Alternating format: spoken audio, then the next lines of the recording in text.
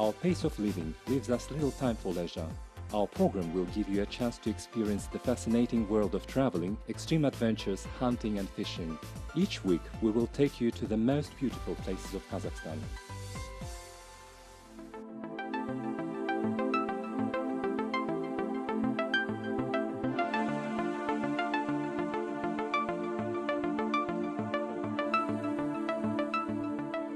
The expedition to discover more about the mysterious Saur argali or ibexes started in Ustkamenogorsk.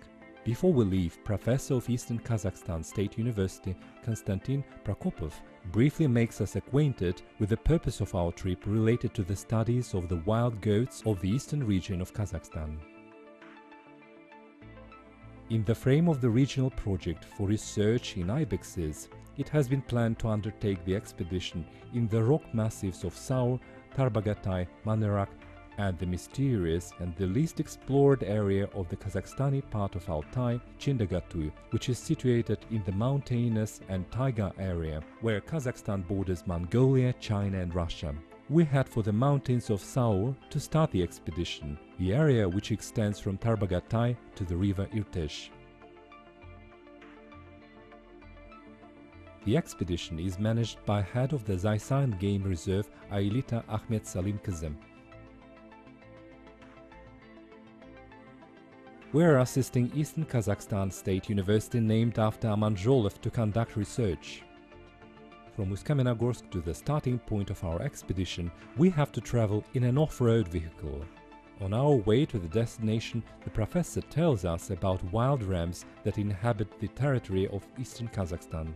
According to the wildlife cadastre, there are two subspecies of arkhars, the Central Kazakhstani or Ovis amon kolyun and the Altai species Ovis amon amon. The Central Kazakhstani wild rams are by mistake called Karaganda arkhars.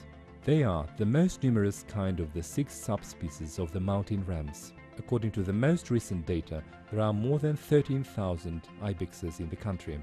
A small population of the Altai ibexes, no more than 40 species, inhabits the area to the west from Lake Markakol. From the territory of Russia and Mongolia towards Chindagatuy, one can observe seasonal migration of the Altai argali species. The region of Saur is populated by the species of wild ibexes that are difficult to define as subspecies. Over the border on the territory of China, these species are called Avis amon syrensis or Saur rams, while on the territory of Kazakhstan we call them Avis amon kolyun, although they belong to the same subspecies. Мы выезжаем на учеты численности архара, редчайшего подвида. We have left to assist in the conducting of the census of the population of the rare subspecies of argali goats. In Eastern Kazakhstan we also have the Altai argali and the Central Asian subspecies. The argali inhabits central and southern Altai, and the Central Asian species inhabits the Kalbinsky Mountains in Manrak.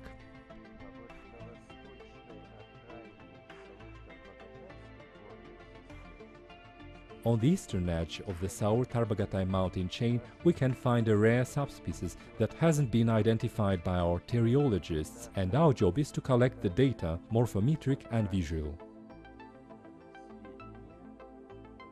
We will assist the collecting data on their average age, gender and reproduction, as well as their life cycle.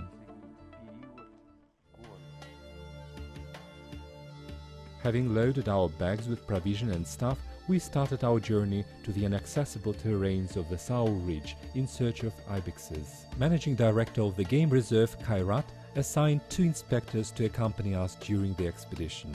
The professionalism of the guide is important not only when hunting, but also when carrying out census. In practice, a professional guide can notice a lot more wild animals in his binoculars than just an experienced hunter does, not to mention the organization of camping when traveling on horses. He should be able to manage horses, but also know paths in the mountains that are suitable for horses. Without this experience, the trip may be extremely dangerous.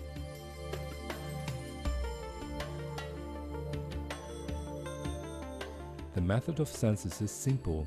On the map, routes of the expedition are put. Their length is defined by the GPS, and their width is measured by a rangefinder. Every 500 meters, the width of the census line is measured.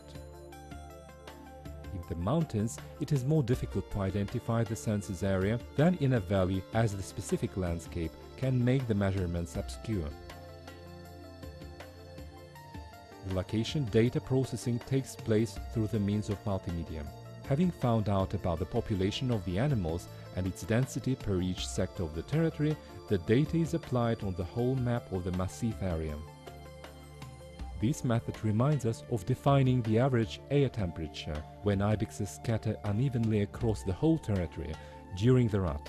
Today, in one place, one can see hundreds of animals, but tomorrow there may be none of them. Высокая концентрация архаров в местах гона не означает, что она также высока повсюду. Dense herds of ibexes don't mean that the whole area is densely populated.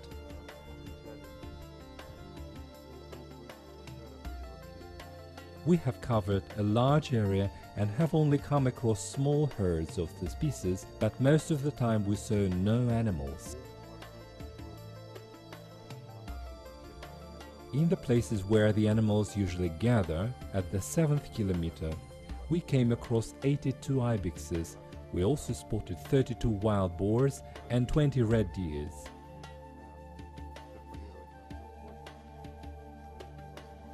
The numbers are impressive, but we cannot generalize the data for the whole area. This would be wrong. Such population density among animals can only be found on absolutely virgin territories where there is no human activity, no cattle grazing, and where, unfortunately, there are no inspectors monitoring wildlife.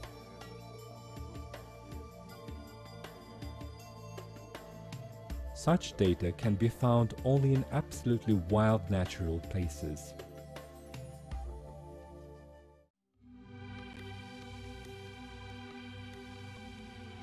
Apparently, accurate data on the exact number of ibexes can only be obtained as a result of absolute census.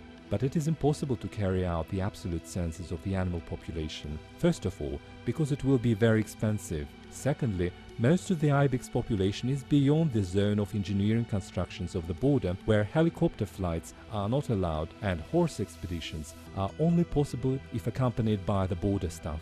The area of the Zaysan Game Reserve is 270,000 hectares, of which 180,000 hectares may be inhabited by ibexes, but the density is not even everywhere, of course.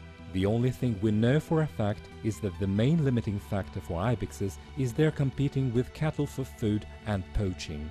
Near Shepherd's Hut, in 5 to 7 kilometers from it, is the so-called death zone, where no animal can be found. The main reason for the existence of ibexes is their inaccessibility and lack of interest in the territories where they can be found and their remoteness. The animals are also safe, partially thanks to the metal fence on the border.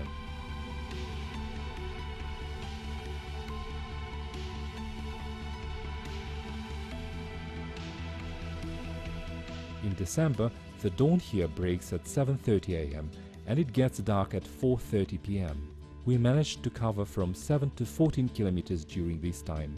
We tried to stay for the night in the cordons of the game reserve or in abandoned log houses, but for several times we had to spend the night in tents. The temperature was as low as 10 degrees below zero.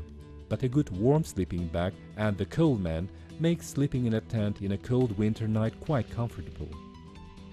Apart from ibexes, on the territory of the game reserve one can find red deers, wild boars and roe deers. Among predator species there are wolves, minxes and bears. The latter are not found in late November as they are hibernating at this time. On a rare occasion one may come across a snow leopard. Here are some records from a field diary. This may sound boring to someone, but we think it's interesting. Во время двухнедельной экспедиции, пожалуй, самый результативный день был 14 ноября. During the 2 weeks of the expedition, we had the best results on the 14th of November. At the 7th kilometer of the route, we accounted 82 ibexes, 32 wild boars and 18 red deers. The numbers are impressive, but we cannot say that it's the same for the whole territory. Such populations of the animals can be found only in absolutely no human areas.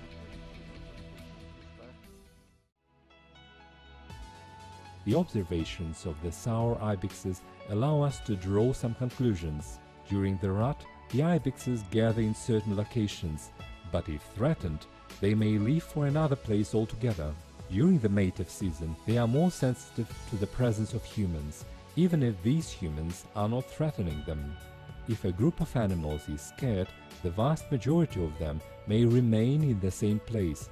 But if 5 or 6 groups are disturbed in a short time, the ibexes are likely to migrate to a different area. In one place we observed dozens of different herds of ibexes, from just several of them to herds of 20 ibexes. Apparently, they didn't like our intruding to their habitat, as they left the area on the following day altogether. After that, during the whole week we couldn't see a single ibex. Then, when they settled down, they returned. The hierarchy in ibex herds during the rut is not stable. Мы пришли к выводу, что в этой местности архары во время гона не образуют постоянных табунов. We've come to conclusion that in this area the ibexes do not form steady herds. We came across the groups from 3 to 20 species, but the structure of their group and the hierarchy would change several times a day. Some females would leave, some would come over, some male ibexes competed with their rivals and so on. Once, we eyewitnessed the following situation. One male ibex stuck to 7 females, but then all of a sudden another male appeared and tried to conquer the harem.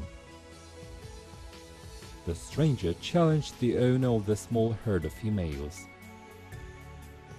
It raised its front hoof, signaling the rival, "I challenge you to a duel," from a distance of 10 meters. The harem owner accepted the challenge. The rivals ran towards one another and rose on their hind hoofs, hitting and clashing their horns so loudly that it sounded as a rifle shot. After a series of hits, the stranger gave up and ran away. The happy and excited winner was so involved in the fight that left his female herd chasing the rival. They ran up to the top of a plateau and after a ritual dance got on well with one another and started to graze peacefully. The females watched the fight with interest for a while, until the moment both males disappeared. Not being surrounded by either of them, they left to join another herd.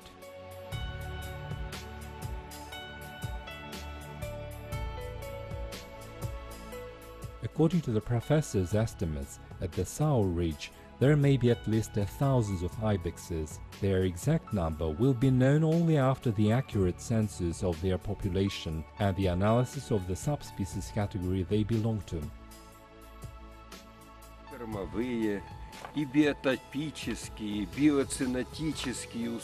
Food biotopic and biocynotic conditions are favorable for a growth in their population here. The expedition made an impression on us as if we found ourselves in the Stone Age, when large herds of wild animals grazed on the territory of the planet that was not occupied by humans yet. The impression is pleasant, but this was only a first-sight impression. The animals are leaving for the areas where there is no human activity.